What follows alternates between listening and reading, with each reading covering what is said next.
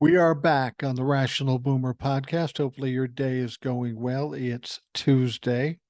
We had a few things popping yesterday, but I got to be perfectly honest. I didn't get started till much later in the day as far as looking at the news and trying to figure out what was going on and what was going to ultimately happen this week, because I know we're all thinking about the same things. Indictments coming from the January 6th insurrection investigation and Jack Smith. We'll talk about that shortly. But I had a busy day that didn't have anything to do with the news or TikTok or YouTube or the podcast or anything like that. I think I mentioned to you that my granddaughter's daycare is on vacation this week. So my son and daughter-in-law needed some help taking care of our granddaughter. And, some other people are helping out during the week. We had Monday and Thursday again. So we've got another one coming up. And I got to tell you, I was hoping I'd be able to look at some things, but I was very glad that there were no indictments that came out yesterday, because I would have had to balance the time between dealing with a 3-year-old and talking about the big news of the day. Now, those indictments could come out today, could come out tomorrow, next day, certainly by Friday. I really had that feeling. But I got to tell you, spending the day with my granddaughter and my wife was an experience, and it was absolutely exhausting. If you look at my eyes, they're kind of red. It's not because I didn't get any sleep. It's because I was run ragged. We get over to my son's home about 7:45, and we're going to be there till 4:30. Sounds like a long time, and it is, but when you got a 3-year-old, the time goes by pretty fast. The fact that my wife is a former teacher, that helps a lot. She's all about projects and plans and reading books and doing all sorts of things. My granddaughter doesn't get a lot of screen time, meaning she doesn't get to watch TV that much. But when she does, she watches some epic shit like Coco Melon and Daniel Tiger and something called Blaze. We spend little time watching that. Grandma didn't want her watching any TV. Grandpa thought, well, it's cool. So we negotiated this thing out. She got about an hour or so. But the funny thing is, we had to come up with projects and ideas. Now, my son was going to come home for lunch because he doesn't work that far away. And my wife and I came up with a plan. Let's make homemade pizzas and let our little granddaughter help us. She loves to help. She loves to be involved in shit. So, we didn't buy anything fancy. This isn't some crazy recipe. This is stuff from a grocery store that makes it real easy to make a pizza. And we got her involved, and she was excited about getting involved. But this little girl is such a little smart aleck, such a little shit sometimes.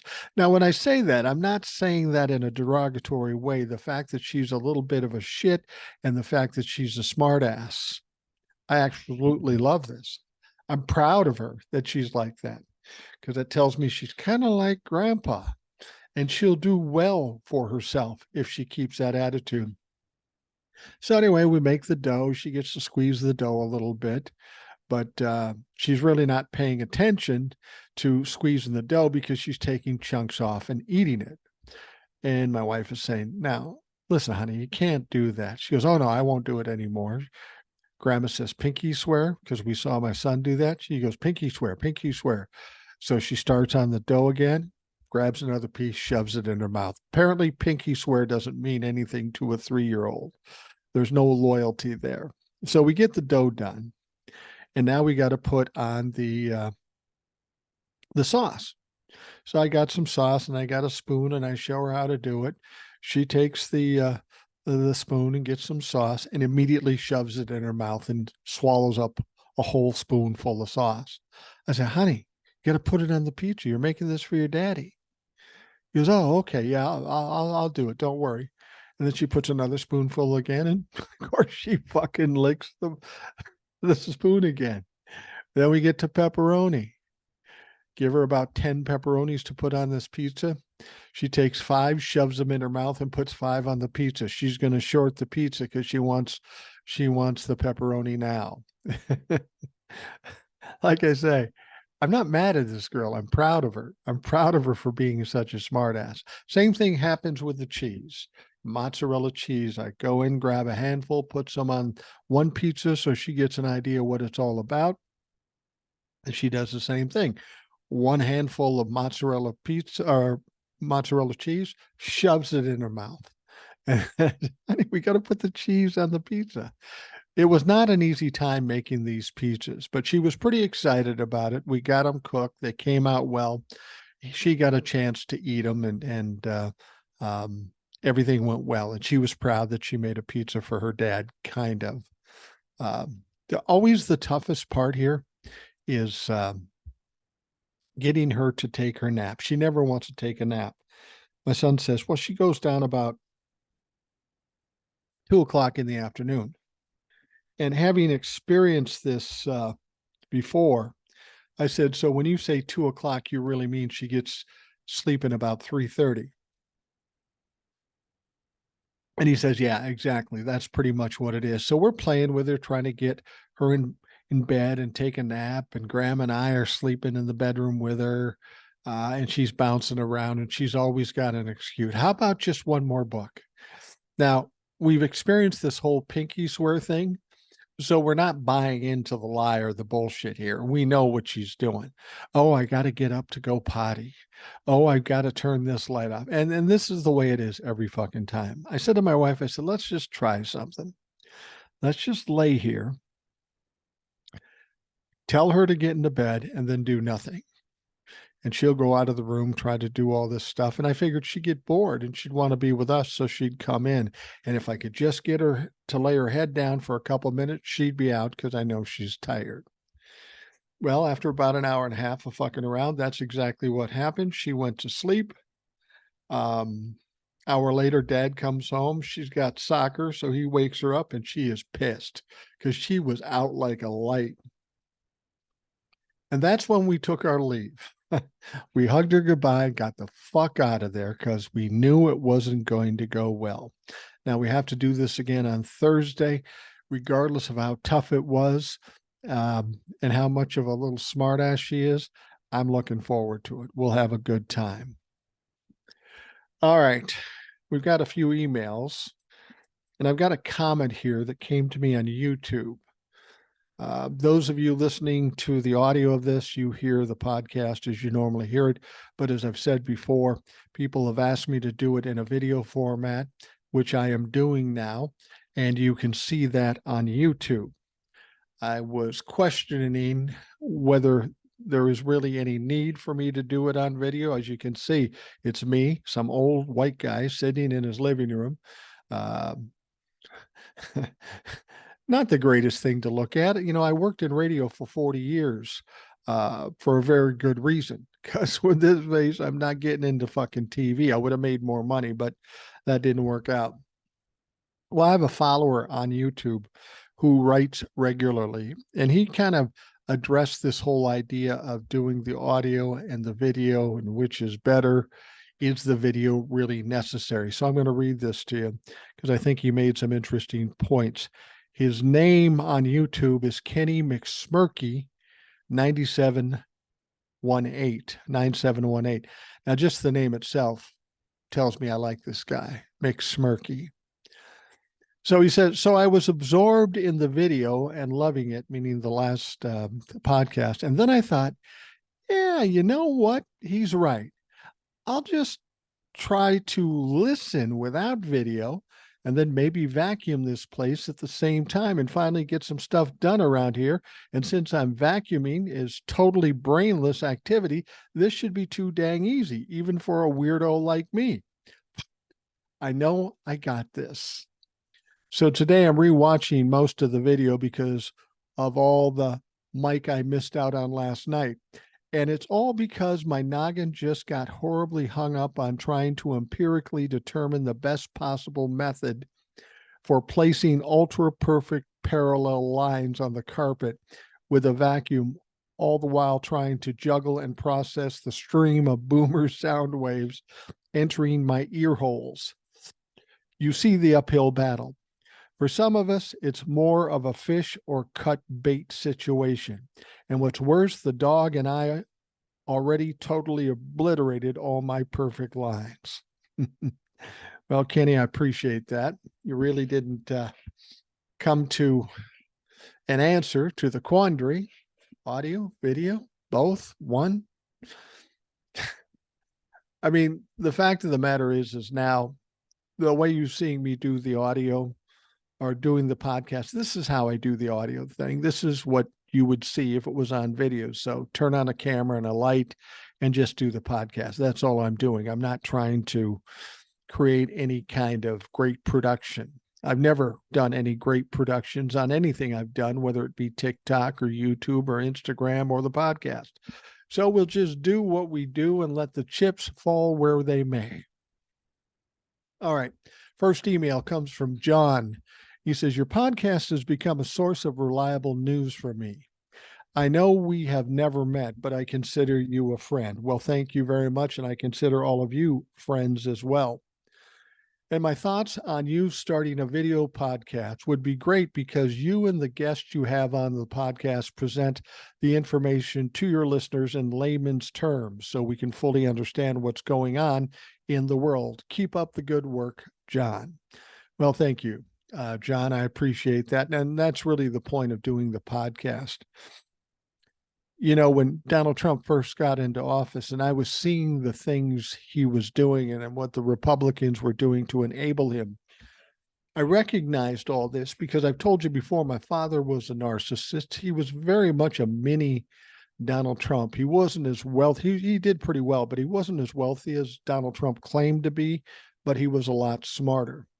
So as I saw the behavior when it first started in 2016, I knew this was not going to go well. I know who he was, how he thinks, and what was going to happen. And unfortunately, I was absolutely right. All narcissists end up crashing and burning. And when they do, they take everybody around them with them. And I knew that's what Donald Trump would do. So what troubled me so much is there were so many people that bought into the bullshit, mainly because they maybe never experienced dealing with somebody like that. So now that I have dealt with somebody like that, I thought, well, maybe I can give a different perspective. Maybe I can give some insights they hadn't thought about because they never run into a guy like this. It was really out of kind of anger that I started doing the TikToks and the podcast and stuff because I got tired of people saying, oh, he's a great guy. He's our Lord and Savior. I know he's not. And I tried to figure out ways I could explain that. And I could do it from my own perspective and my own experiences. But then I realized the media wasn't helping us out much, wasn't helping out the country that much because they were playing off the shit show aspect of Donald Trump, the good TV part of Donald Trump, and they were failing to mention the really problematic things. So I thought, you know, I'm just one guy sitting in my living room doing a TikTok. I don't even know if anybody's going to listen to me, but what the hell? I'm just going to do it. I think I can do it, so I'm going to do it, and I'm not going to hold back at all. I'm not trying to get fancy. I'm not trying to game the algorithm. I'm just going to do what I do, say what I say, and see what the fuck happens. And that's pretty much how it all started. I was kind of annoyed by the injustice of it all. I knew this guy was fucking up badly. He was doing some horrible things, but there were still so many people that didn't get it, didn't understand it yet. And I didn't want it to be after it was too late that everybody understood it. Now, I realized I can only do so much. My hopes was that I'd say something that might resonate with somebody else, and then they tell somebody, and then they tell somebody, and hopefully we get kind of a grassroots narrative going, and maybe it takes off and maybe it doesn't. To be perfectly honest with you, on TikTok, there's other people other than me that are saying similar things. And those people have a lot of followers as well. So I think what happened on TikTok, as much as I thought it was just a kids app when I first got on it, I think there was a lot of good. There was a lot of bad done on TikTok too, but I think there was a lot of good. You know, when whenever the Republicans talk about a silent majority, it's always bullshit. They're certainly not silent, and they're certainly not a majority. But I kind of looked at what boomers and Gen Xers were, and that was almost really a silent majority. I don't even know that they are a majority, but they've either been complacent, compliant, and fairly quiet and just let things go as it were. And I thought, well, if I can come out here and start screaming a little bit and stir up enough interest, maybe I can get some other people doing the same thing I'm doing, and maybe we can get some things done. And frankly, over the past 3 years here on TikTok and in the podcast, I think we have accomplished some things. It may be minuscule, but at least we accomplished some things. And as we get more followers, more peers, I think we're going to do more. And frankly, the next 16 months leading up to the 2024 election, it's going to get crazy. And I think we're going to get a lot more people coming to the podcast, more people coming to TikTok and Instagram and all that stuff. And the goal isn't to make Mike famous. I don't really fucking care about that. I can't buy food with fame, and it really doesn't matter to me that much. But if we can have some impact in getting some things done in 2024 and putting our country in a better stead for our kids and our grandkids, then I think, we fucking done something at that point. All right. The second and last email comes to us from Roy. He said, is there any methodology to get around Tommy Tuberville in his holdup of all military appointments? Hard to believe nothing or nobody can solve this dilemma. Your thoughts, Roy. Best regards. Now, you would think if there was a way around this, it might have been done by now. It might have already happened, but it's not. This is one of those procedural things in Congress where somebody gets a little loophole or a little advantage, and they just do what they can to gum up the system. And that's what Tommy Tuberville is doing. Is there a fix to it? I would think if there was a fix to it, it would have been done by now, if there's something that could be done. Now, maybe Mitch McConnell or some of the Republicans in the Senate could put pressure on Tuberville to stop doing this. That's a possibility.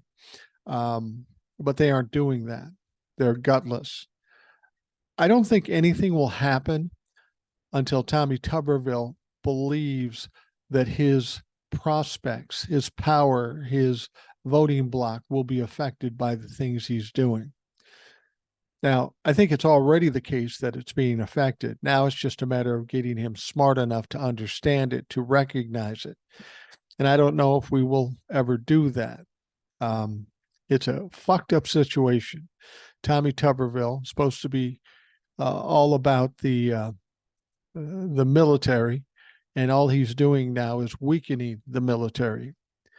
I'm with you, Roy. It's a frustration. There's no question about it. And what can we do? Vote that motherfucker out, or vote enough Republicans out to shut him down. That's unfortunately the only thing I see us being able to do at this point. Now, in coming into this week, after the target letter was sent out last week to Donald Trump, I think everybody's thinking that this week is the week where we're going to see indictments from Jack Smith. It almost has to happen this week because we know Fani Willis is coming in with indictments the first week of August, maybe the second week of August. We know Jack Smith wants to precede her indictments. And I'll be honest with you, it seems like, based on what I'm looking at, it seems like Jack Smith and Fani Willis are working in concert, working as a well-oiled machine. Everybody's doing what they're supposed to be doing. Nobody's stepping on one another's toes. And I think there is a strategy to what they are doing. Now, initially, I thought that because the target letter went out Sunday, gave him 4 days, which would have been Thursday, that maybe Friday we would have indictments, or maybe Monday. Well, Friday and Monday have gone and come and gone, and that's not the case. So I'm wondering what's going to happen. What's going to happen? There's some interesting things about what's going on with Jack Smith. He's continuing to do interviews with people close to the situation, and he's talking to important people. And some people are thinking, well, maybe he's not going to indict for a couple weeks. And I listened to a gentleman, his name is Andrew Weissman. He was one of the prosecutors on the Mueller report. He's a quite an intelligent man, legally speaking. He's on a lot of the television shows, and I like the things he says. He came out with a supposition as to what he sees happening. The indictment came out, the interviews continue. And the interviews continuing doesn't necessarily mean that we have to wait till all the interviews are done before there can be an indictment. What's probably going to happen with the J6 investigation is that there will be an initial set of indictments, and then there will be a superseding set of indictments, new indictments coming out on the same topic. Much the same as we're hearing about with the classified documents. They got Walt Nauta and Donald Trump, but there apparently are more indictments and charges coming, and they call them superseding charges. So that's going to happen in the classified documents. And you know, this is the great thing. We're going to get the initial indictment from the classified documents. That was awesome. We'll get the initial indictments on the J6 investigation. That'll be exciting. And then we'll get to do it one more time. They'll have more indictments and more charges for both these topics, and it is going to be a mess. Now, I'm going to tell you what Andrew Weissman said, what he suspects is going on. Donald Trump had till Thursday to appear, and he didn't appear. But there's always one step that happens before indictments come. The imminent indictments only come after what I'm going to tell you about now. This happened in the Manhattan District too. There's always a point at the last minute where the lawyers for the defendant will come into the grand jury, come into Jack Smith, maybe the grand jury too, and beg for forgiveness, if you will. Try to pitch Jack Smith and everybody else involved to not indict Donald Trump. They did that in the Manhattan District. Clearly, it didn't work because the indictments came shortly after that. It's not going to work in this situation either. I mean, we've got Jack Smith that's put a lot of time and money into this and feels he's got Donald Trump cold. There's no way he's going to say, yeah, you know, we'll just let you off the hook. That's not going to happen. But what Andrew Weissman says is when they do that, and he presumes they did that yesterday, that Donald Trump's lawyers went into the DOJ because there was some activity there. And they probably met with Jack Smith and such and begged for forgiveness or begged to have the indictment canceled. Well, I can assure you that isn't what's going to happen.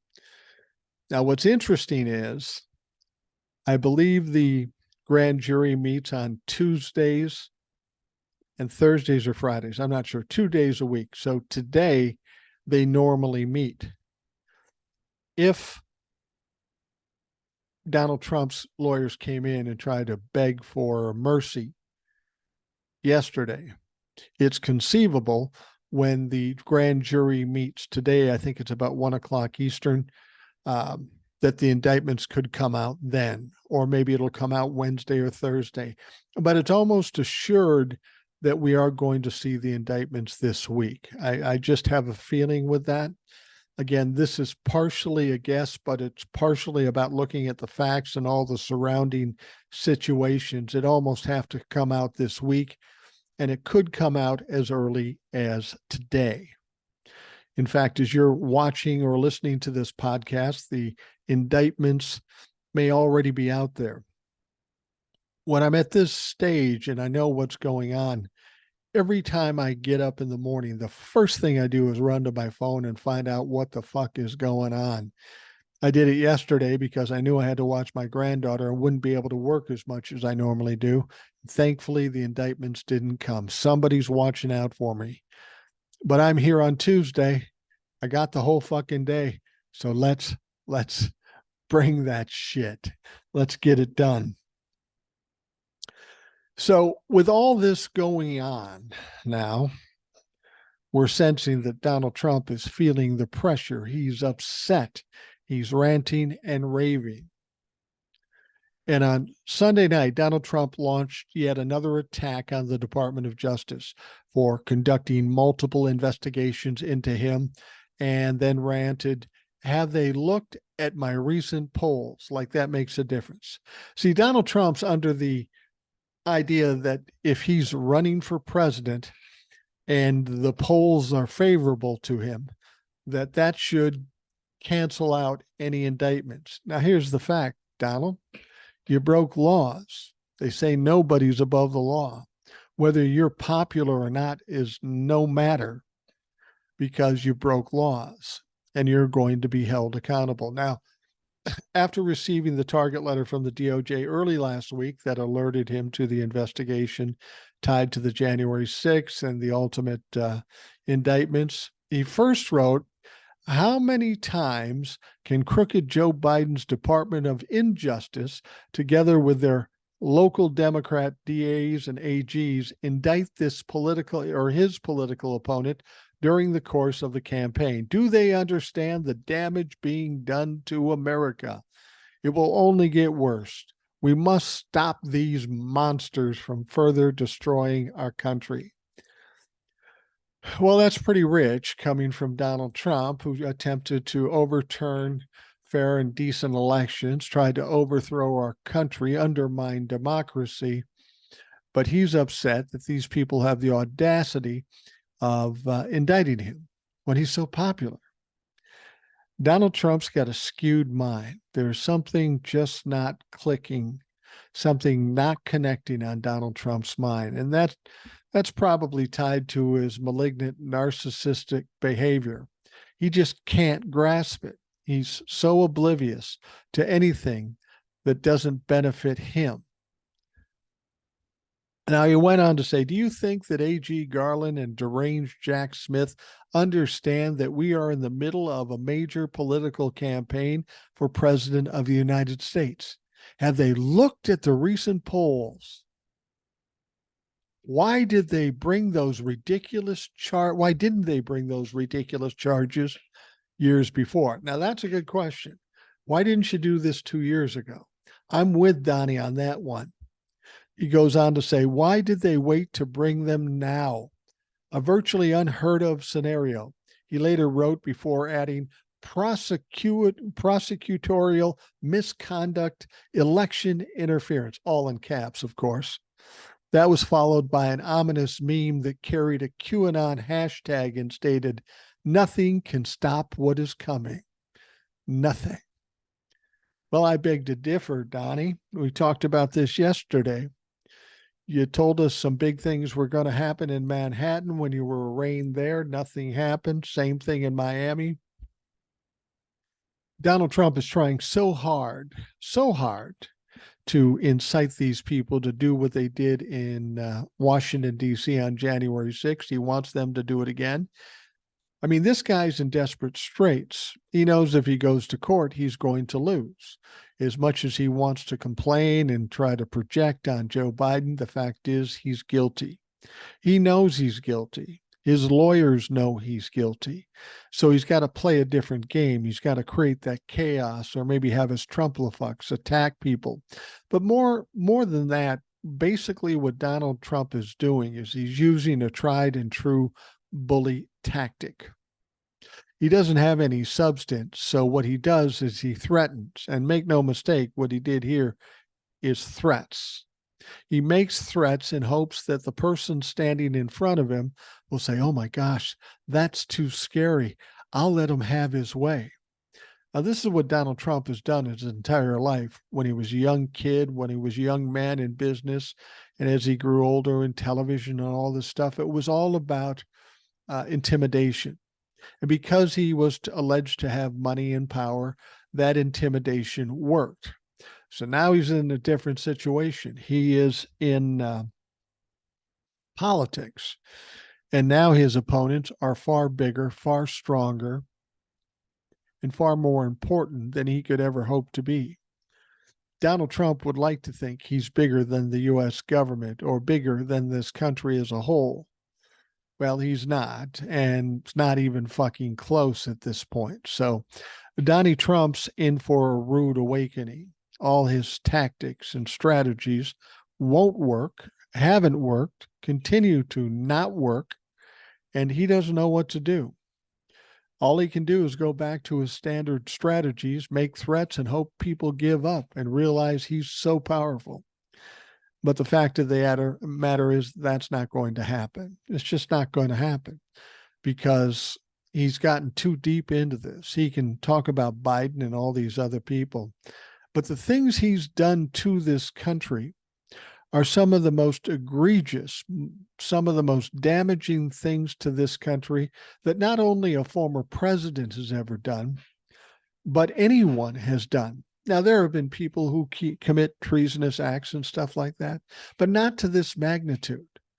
From the beginning to the end, Donald Trump was in the middle of some kind of attempt to co-opt the power in our government and in this country and take it on for himself.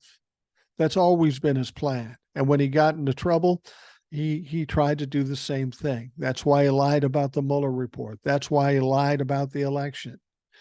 It didn't go his way, so instead of just bowing his head and accepting it like a full-grown adult, he said, no, it didn't happen.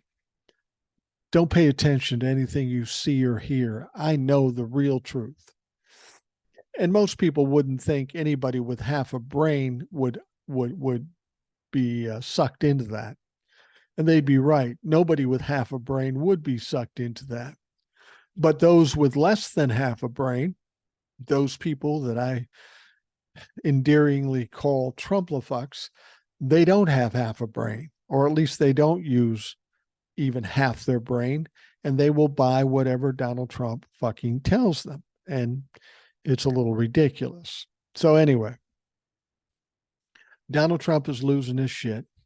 If the indictments come today or tomorrow, it's going to be interesting to see how he reacts, because this could be the truly damaging one. This could be the one that encompasses the 14th Amendment, which would preclude him from ever running for any office again, especially the presidency. And you have to understand his only defense in this whole process, with all these indictments, with all these charges, his only defense is to win the presidency in 2024 and then shut all of this down as if it never happened. He's really got to be thinking hard about this, because nobody in their right mind would even think that Donald Trump first has the opportunity to win the nomination. And even if he did that, he certainly would not win the general election. He's done everything to lose votes. And remember, in 2020, he lost by 7 million votes to Joe Biden. Donald Trump is fucked. He's not willing to accept it as yet.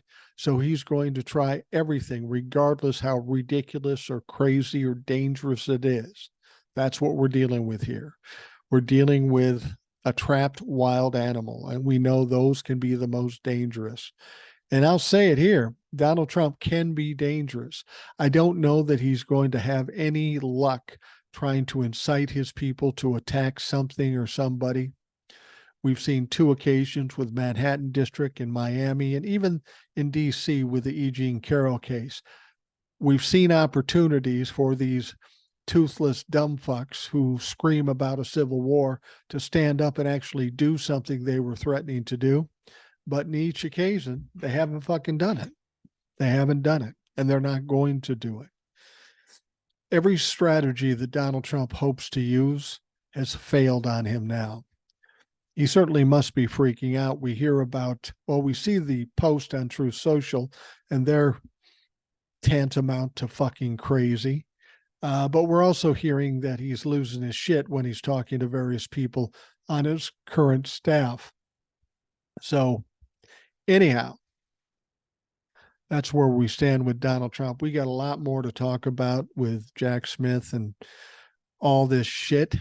So stick with us. We are going to take a quick break and we will be right back. Now, those of you on video know that that break doesn't include you. I mean, you can stop the video if you want and take a break. But as I've said, I don't know how to fucking edit videos, so I'm just going to keep going the way I'm going. And we will start the second half right about now. Now, just so you know, for editing purpose, so I don't have to go through the whole thing, I'm going to pause for a second so I can see that pause in the audio and then edit it there. So take a quick pause.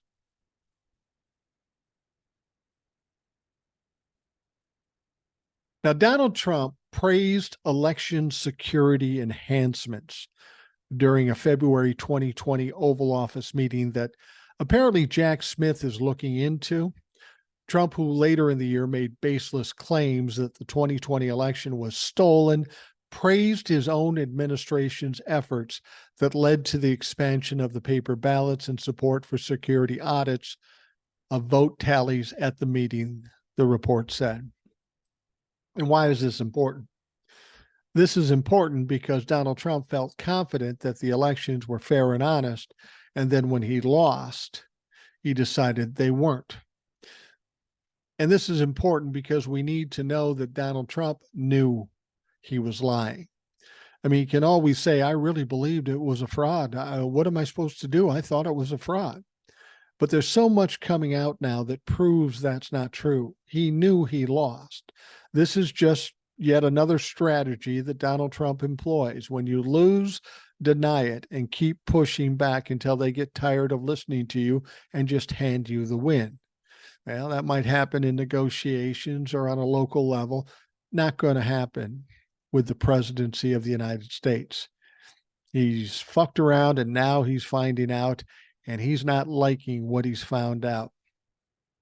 Now, Trump suggested holding a joint press conference with the FBI and Department of Homeland Security to credit the administration and the agencies with the election security enhancements. See, Donald Trump had been pushing, and the Republicans had been pushing for these paper ballots and all these things to make the elections more secure, and they wanted to take credit for it. At least Donald Trump wanted to take credit for it. So he thought, great, a press conference to tell them how well we did. So we know now that Donald Trump knew there was a lot of security around the election, and he knew it was working. It wasn't until he lost the race that he started to question the validity of the election, which tells us he knew exactly what was up, and he just didn't like the outcome. And this kind of evidence is the stuff that's going to sink Donald Trump.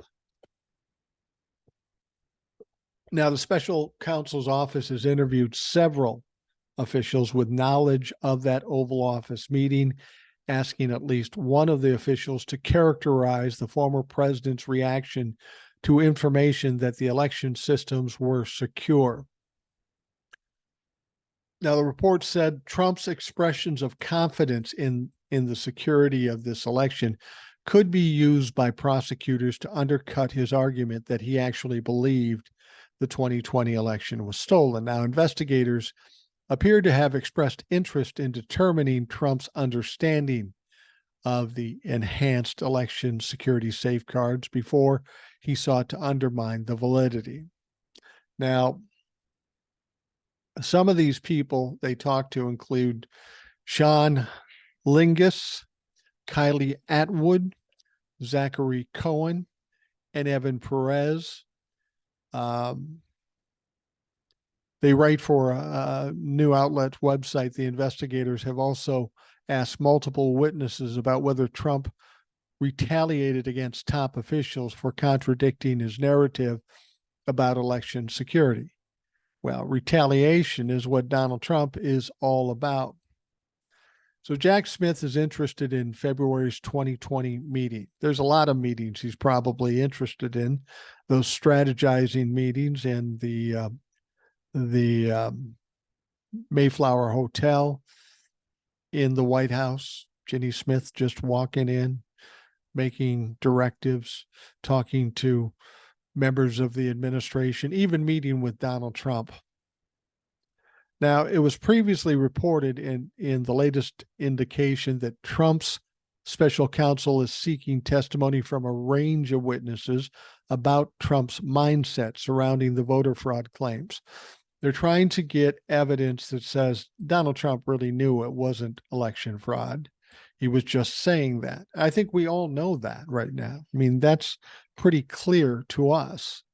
But this is what he does. He creates a certain amount of uncertainty and he uses that to his advantage. Remember, when he was talking to the acting AG, went to the acting AG right after the election and said all kinds of voter fraud. You got to do something about it. And then the acting AG, Rosen, came back and said there is no election fraud. There is nothing that went wrong. You are incorrect about that. He says, well, I don't care if there was anything wrong. I just want you to say that there was, and then I'll take it from there. That is the essence of Donald Trump's strategy. Create the chaos, create the uncertainty, and try to develop that into some benefit for him. Now, over the weekend, news broke that the Justice Department is scrutinizing a joking text message. This is interesting, that former President Donald Trump's chief of staff, Mark Meadows, sent to his son, making light of the administration's efforts to overturn the 2020 presidential election. And this is really interesting. The son and Mark Meadows were talking about the alleged amount of dead people that voted in Georgia. Donald Trump was saying there's about 10,000 dead people that voted in Georgia, and that's why he won Georgia. Well, Mark Meadows, his son, and other people investigated it. They found maybe 10 or 12 people that might have been dead, but certainly not enough to affect the election. And it was the last thing that Mark Meadows wrote. His son said something like, well, maybe, and these numbers came from Rudy Giuliani. And he said something like, well, maybe Rudy Giuliani can find the other 10,000 now that we've got 12 figured out. And Mark Meadows just wrote LOL, that old phrase, laugh out loud. The reason why that's compelling is because by just putting LOL, Mark Meadows proves he didn't buy the bullshit either. I mean, it's in his writing, in his text. LOL, like, yeah, he's going to find 10,000 dead voters. So he knew what he was doing, but when it came to talking to the public, he stood by what Donald Trump claimed, which was a flat out lie. Now, this is a bad sign for Mark Meadows because it implicates him in crimes. But again, we haven't heard much from Mark Meadows as of late. He's been very quiet. If I was Donald Trump, I might even say eerily quiet, because Donald Trump's team is trying to figure out how much Mark Meadows told Jack Smith in order to save his life, save him from spending the rest of his life in prison. I don't think he's going to get out or get away without being indicted, but his sentences might be far less than they would have been had he not given up Donald Trump in some way.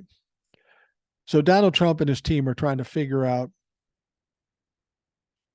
what Mark Meadows might have given up. And given the circumstances that Mark Meadows could go to jail for a long time, I think I can unequivocally say that Mark Meadows gave him everything. Why the fuck wouldn't he? Donald Trump is going down the shitter, and he's going to save himself. There's no way he can save Donald Trump by lying or being loyal, but there is a way he can save himself. So he most assuredly decided to save himself. And that is bad news for Donald Trump. Donald Trump is fucked. And it's not just him, it's so many other people that have spoken up, like his personal aide, Russell, that we heard about. He was right next to Donald Trump during the January 6th insurrection. He knows exactly what Donald Trump did and didn't do. And he's a nobody. He has no money. He has no power.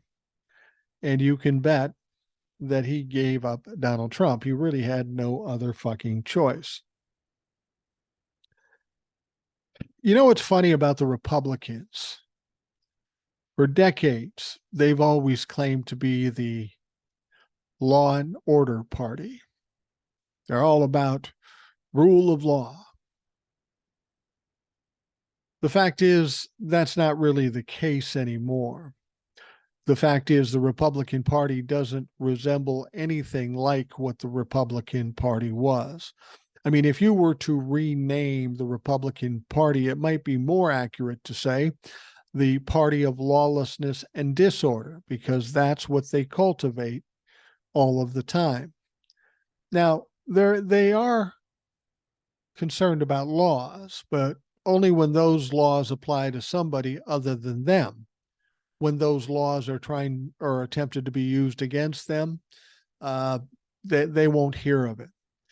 They don't care about what they've done illegal. As far as they're concerned, what they've done is fair and has gone to the greater good.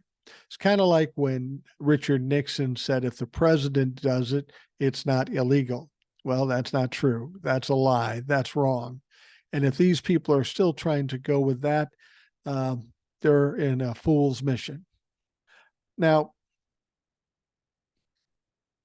the idea that Republicans don't care about rule of law or care about truth or fact or justice, I can illustrate with a couple of stories. Texas Governor Greg Abbott sent a letter to the Biden administration on Monday declaring his plans to continue using a floating wall along the state's southern border, even after the Justice Department warned him last week that it's suing him for deploying the barricades. See, the thing about it is, they're so worried about the brown people coming across the border that they strung up some buoys, a barrier, if you will, in the Rio Grande River. And this barrier has razor wire, barbed wire in it. And it's horribly dangerous, and there is no humanity in this. These are humanitarian crimes against people. It has nothing to do with what your country of origin is, or where you're a legal resident. It has nothing to do with that. It has everything to do with humanity. And frankly, Greg Abbott doesn't give a shit. The Republican legislators in Texas don't give a shit. It's ironic that a party who claims to be the party of law and order is going against that very same law. It goes back to what I said before. If it's you, they're all about law and order. If it's about them, fucking, there is no limitations. You can do what you want. So when the DOJ came out to him and said, you can't do this, this is what Greg Abbott said: Texas will see you in court, Mr. President, saying it's within his constitutional rights to respond to the unprecedented crisis of illegal immigration that he says is caused by President Joe Biden's border policies, which in itself is a lie, because the fact is there's been fewer immigrants coming across the border in the last 2 years than we've seen in 6 or 7 years. So the fact is, fewer people are coming across the border. So whatever Biden's policies are, to a certain extent, they're working. But of course, Greg Abbott and any Trump-la-fuck don't care about truth or facts or justice. They will just say something that they pull out of their ass and act as if it's real. Greg Abbott says this: the fact is, if you would just enforce the immigration laws Congress already has on the books, America would not be suffering from your record-breaking level of illegal immigration. Record-breaking. I just told you the numbers are down over the past 2 years, down farther than we've seen in a long time. So again, a lie. Now, Abbott continued defending the miles of buoy barricades we oversaw going up in the Rio Grande earlier this month. That's what we need to do. Now, later on Monday, the DOJ proceeded with filing its lawsuit against Texas. They were asked to follow the law. The Republicans, the governor of Texas, said, no, we are not going to follow rule of law. While the U.S. border officials have been stopping a record high number of migrants in recent years, there's been a lull in the crossing for months. Experts say that that's likely because the potential immigrants are waiting to see what happens with the U.S. Now, in his letter, Abbott said his floating barricade is essential to protecting both migrants and U.S. citizens. Oh, you're worried about the safety of migrants. This is the same guy that has made a policy of when people are coming across the Rio Grande River, that your agents on the border, whether they be women or men or children, your agents are to push them back in the water where that barrier is, that dangerous barrier.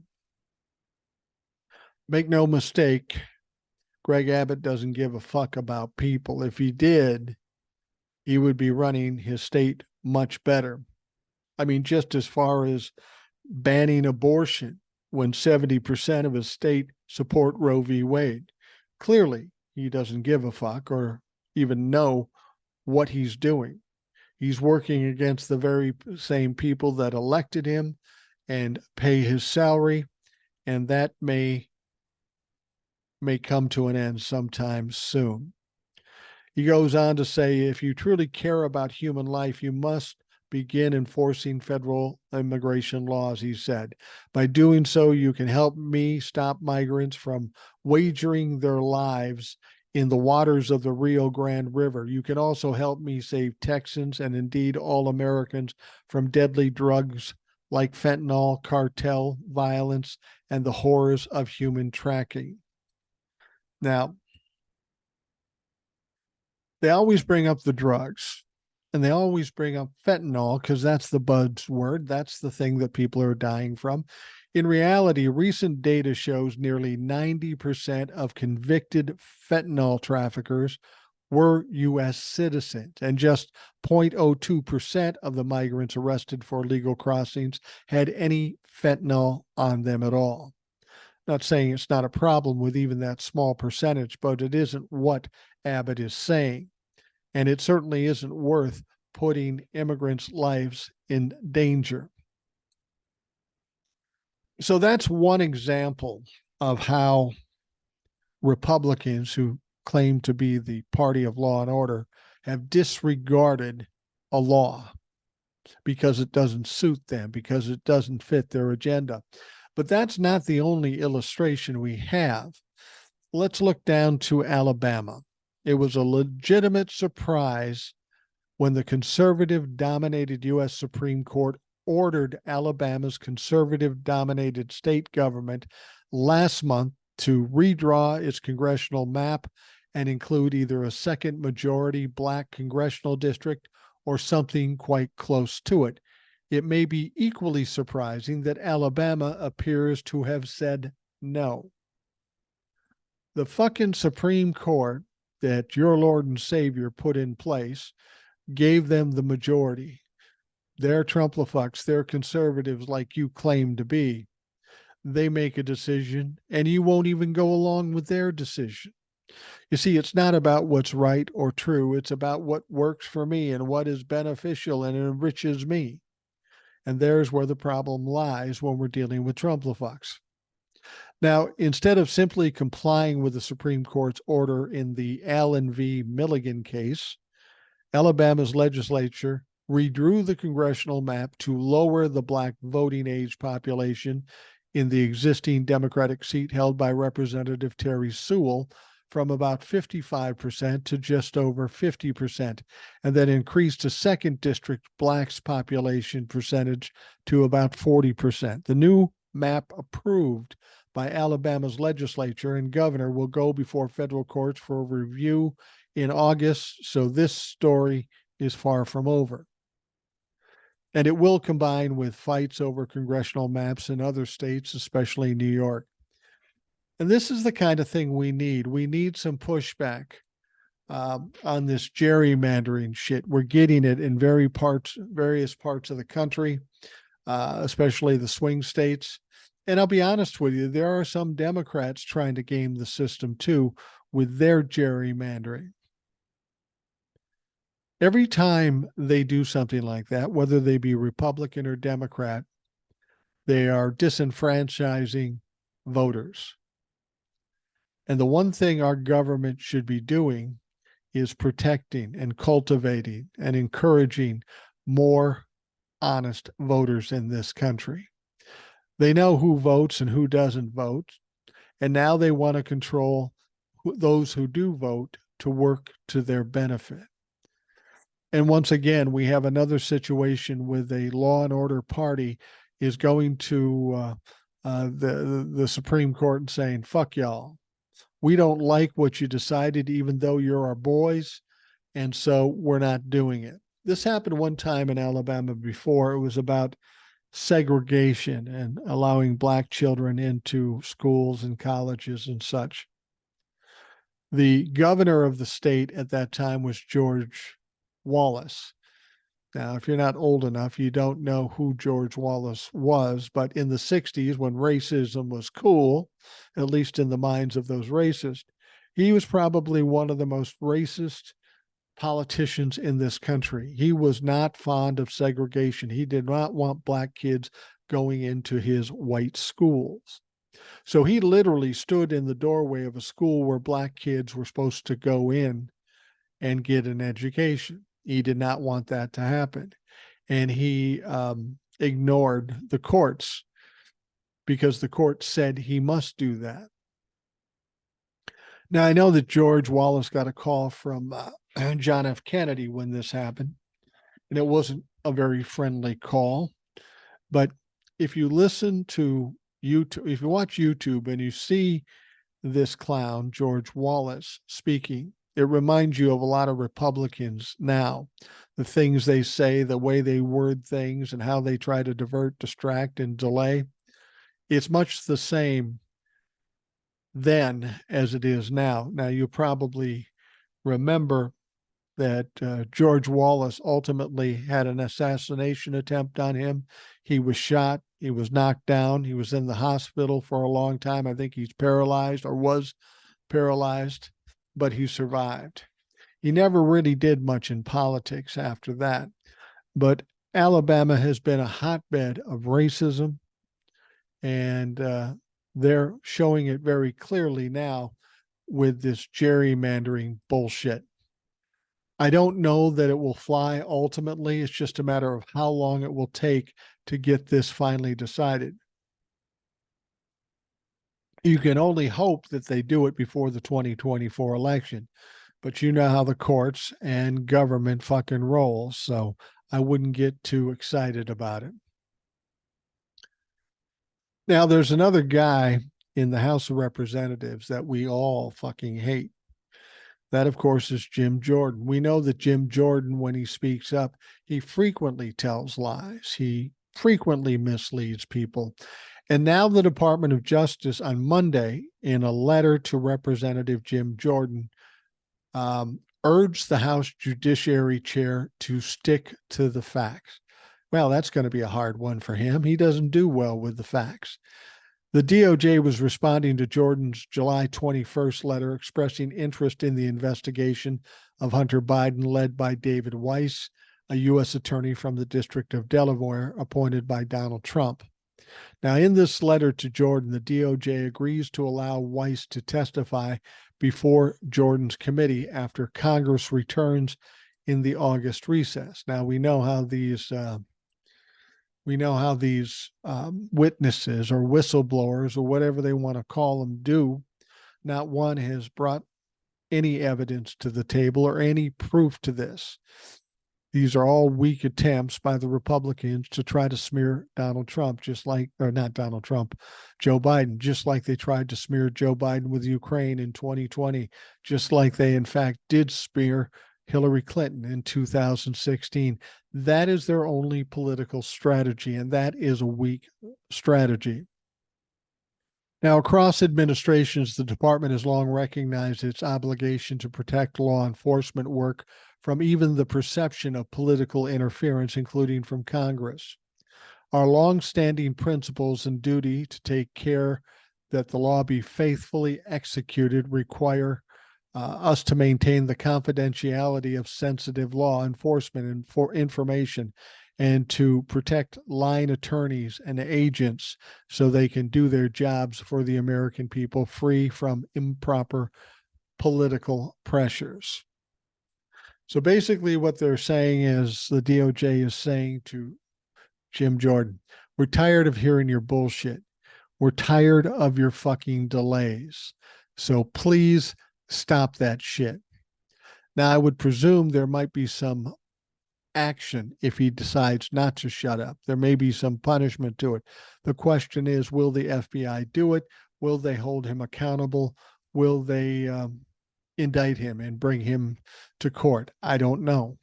I mean, if we were to go with what's happened thus far, I would say no. But the whole dynamic of this country is changing now that we're seeing indictments and charges. Nobody has to be the first one anymore. That's really what's been the problem. People are afraid to be the first one in case they make the wrong choice, because we got a lot of pussy ass bitches, weak ass bitches in our government. But the DOJ is getting very tired of Jim Jordan just spewing fucking rhetoric and lying. And it'll be interesting to see if Jim Jordan is smart enough to do what they tell him to do. So we'll see what happens. I'm not too confident either way, but I'm hoping against hope that Jim Jordan, we don't have to worry about all this other stuff, that he's going to get caught up in the January 6th indictments, and that will be enough to take him down. Now let's talk about the Republicans and their little hearings and their investigations. These motherfuckers lose every time they turn around, but they still keep trying. House Republicans have suffered yet another series of setbacks in their investigation into Hunter Biden. You mean other than the fact that they don't have any fucking evidence? As a key witness, they want to interview repeatedly, reschedules, and blows off their request to testify. So they have this key witness that they want to interview that is apparently going to give us all the facts and take Joe Biden down. Yeah, I hardly believe it. We've seen your witnesses. They've all been lame. They've all not told us anything we don't already know. So this guy that you have allegedly coming in, but now you can't get a hold of, I'm not too worried about it either way. I'd prefer he doesn't testify just to embarrass you even further. Now, House Oversight Chairman James Comer, another dipshit, confirmed to Fox News that Devin Archer, a former Burisma board member and business partner of Hunter Biden's, canceled the deposition he was scheduled to attend on Monday, marking the third appearance Archer has failed to show up for. A spokesperson for the congressman told Newsweek that Archer has been scheduled to sit down for a transcribed interview with the House Oversight on Monday, July 31st. The original deadline for Archer's deposition was June 16th. So that will be interesting. That will be incredibly interesting, and we'll see what the fuck happens.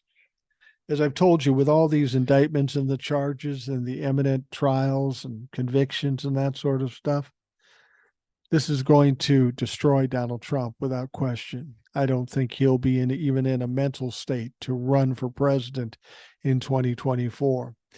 But it will also shut down. I don't want to say shut down, but slow down and shut up the Republican members of Congress. There comes a point where they can't deny anymore when it's sitting right in front of your face and in front of the faces of everybody that's listening. You can't keep doing this, otherwise you're going to look like a fool, and you've already looked like a fool. So for the life of me, I can't understand why you would still want to do this. All right.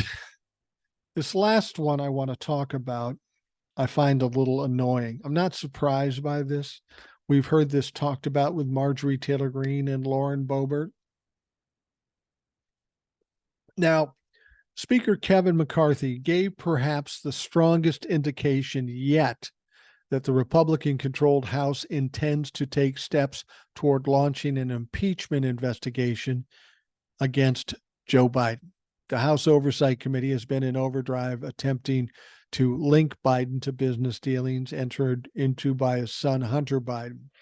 Another key claim congressional Republicans have made is that as vice president, Biden leaned on Ukrainian officials to fire a prosecutor who was investigating Burisma, an energy company on which Hunter sat.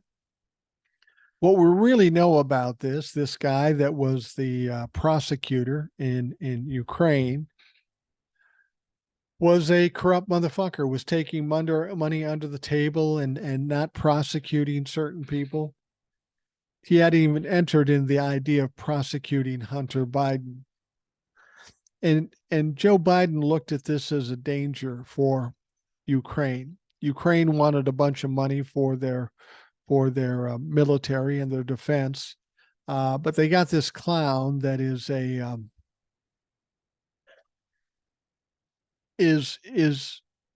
just an idiot, a fucking idiot, and it just, once again, they have no evidence, nothing. So now Kevin McCarthy is talking about pushing forward an impeachment of Joe Biden. Will they be able to impeach him?